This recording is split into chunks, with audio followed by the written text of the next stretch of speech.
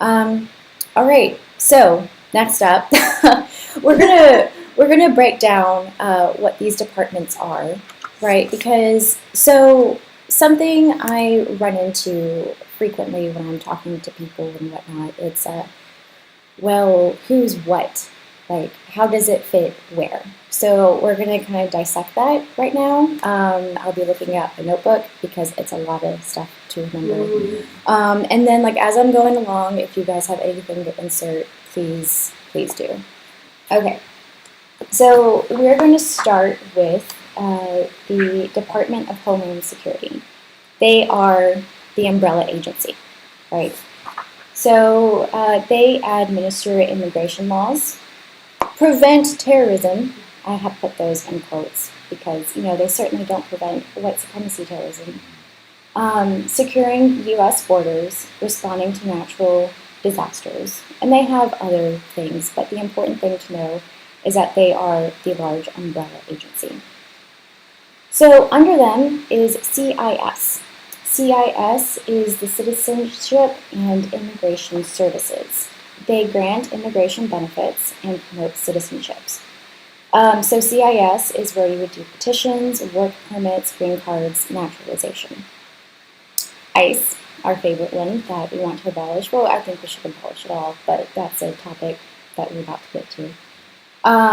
ICE is Immigration Customs Enforcement, responsible for enforcing immigration laws in remaining area of U.S. ICE attorneys represent the U.S. in immigration prosecutions. So what's important to differentiate between ICE and the CBP, Customs Border Protection. Custom Border Protection enforces immigration laws at or near the border. And from what I've read, they can go as far as 99 miles from the border. So CBP is in that area, and ICE is responsible for the rest of the U.S. So when you read these horror stories about some bus getting pulled over in, fucking Ohio, and ICE is there being like, show me your papers, and you're like, why is ICE all the way in Ohio? That's nowhere near the border. Well, that's their jurisdiction. So now that we kind of went through what those were. Oh, and one more thing.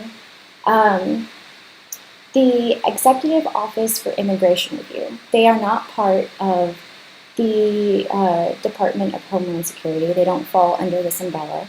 They are with the Department of Justice. But they are the immigration court system, the Executive Office for Immigration Review, EOIR. They are the immigration court system, part of the Department of Justice. They include immigration judges, Board of Immigration Appeals, and they are the highest administrative body for interpreting and applying immigration laws.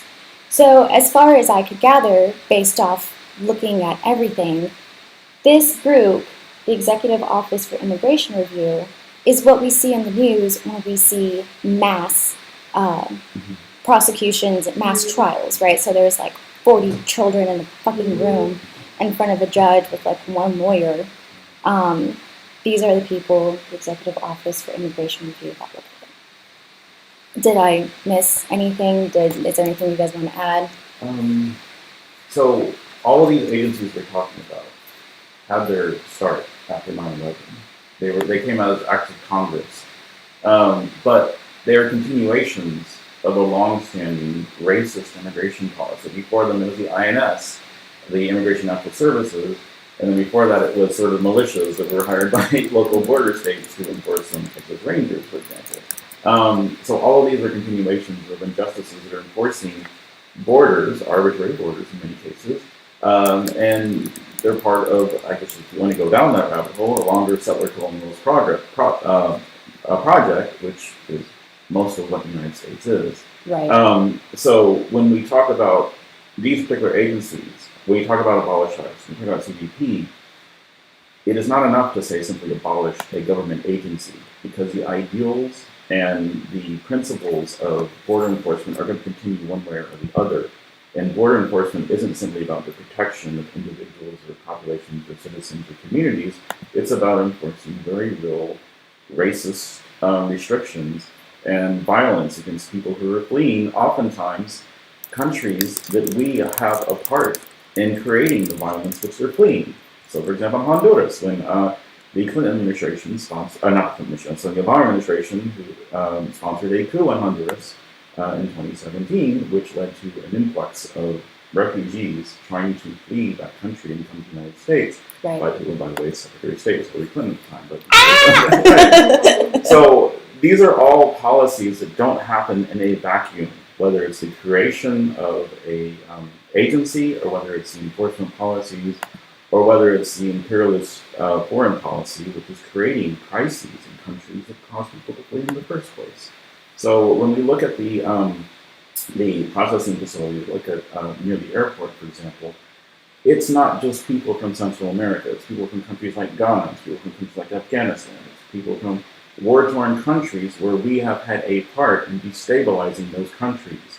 So I always want to, when people talk about abolishing ICE, and I'm all for that, we need to always be thinking about what that means in practice, and then what our ultimate goal is. And the ultimate goal is overall to end imperialism and to end the unjust criminalization of migration.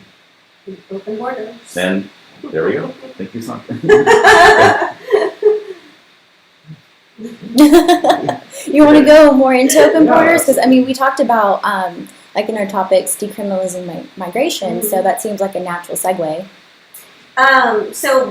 Before we go into that, so I wanted to talk, I think, a little bit about, like, why it's important that it's not just about, like, abolishing ICE, right? So we want to abolish ICE, but we also want to abolish Custom Border Patrol, and also DHS, right? So, and, like, I feel like everything is tied together. And then as far as, like, well, so how do we do that? Do we do that first? Or do we just abolish DHS and then it all crumbles? Like, yeah. So, I mean, I think about stuff like that all the time. It's like, so what point, like, what are you picking? Exactly. And then you think about, okay, so we have then detention centers. So if people are going into detention centers and we want to abolish detention centers, what's going to happen if we abolish those without abolishing prisons? Because we know that a lot of times, migrants are picked up and they're put into the regular system. So, right? So if you abolish detention centers, then you're just going to end up probably having all those people go into prisons. So, yeah. So, talk about that. I want to jump out of that because, like, another thing that we discussed and we noticed is, like, there's a certain level of, you could say, like, almost abolitionism, like, not in my backyard, where people don't want a facility in their particular neighborhood or in their city or in their county. And so what happens is it doesn't mean that facility is not going to be built. It means it's not going to be built in their particular neighborhood or community. So if it's not built in Houston, for example, the Emancipation Boulevard Child Detention Center near downtown, it's going to go way off into a rural county where no one has any oversight over it. No one can do anything. So it's not like we want the facility to be built here because we want it to be built here. It's because we have more oversight here than we would have in, say, someplace like Montgomery County up the road in Colorado, where there's and we know this when we go there, there's, like, it's Trump country. It's like there's a lot of people there who welcome and want it there and don't care necessarily about the level of atrocities that are happening inside. So I don't want to say it's good that for example, Emancipation Boulevard facility is here, but we need to keep in mind that just because it isn't here doesn't mean it's not going to be fixed somewhere else where it's out of sight, out of mind, and therefore people will have less freedom to travel. Yeah, that's a fair point. So, like, my full-time brain is constantly in marketing, right? And specific, like, corporate marketing.